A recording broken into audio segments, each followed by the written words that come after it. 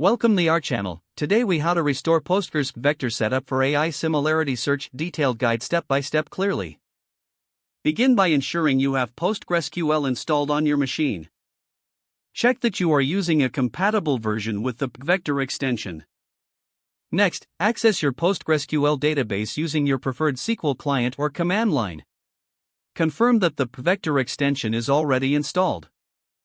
You can do this by executing the command, select asterisk from pg_extension where xname equals vector. If the extension is not installed, to install pgvector, run the command, create extension vector. Once pgvector is installed, prepare your dataset for similarity search.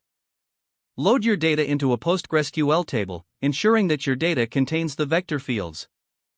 Use the command, create table items, ID serial primary key, embedding vector, 1536. Make sure to replace 1536 with the actual. Insert your vector data into the table using the following format: insert into items, embedding, values, 1.0, 0.5. Now that your data is loaded, create an execute the command, create index on items using if flat, embedding, ensure that your index is set up. Next, you can perform similarity searches using the vector data.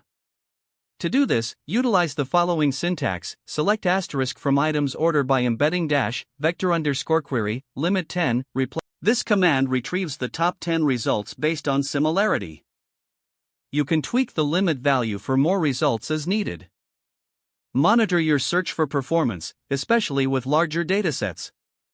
For massive datasets, consider batch processing or partitioning. Lastly, regularly back up your database to ensure data integrity. You now have a complete setup to restore pgvector for AI similarity search in PostgreSQL. If the page does not load, refresh the browser or try again in a private or incognito window. Make sure you are using the correct email address, then retype it carefully to avoid small typos.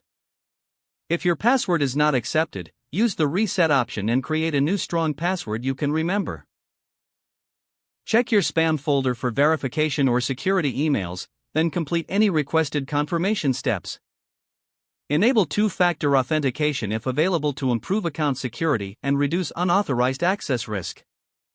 After signing in, review your profile details so your contact information and settings are accurate and current. If you see an error message, note it down and try again after restarting your device and internet connection. Log out when you finish, especially on shared devices, to keep your account and payment information secure. If the page does not load, refresh the browser or try again in a private or incognito window. Make sure you are using the correct email address, then retype it carefully to avoid small typos.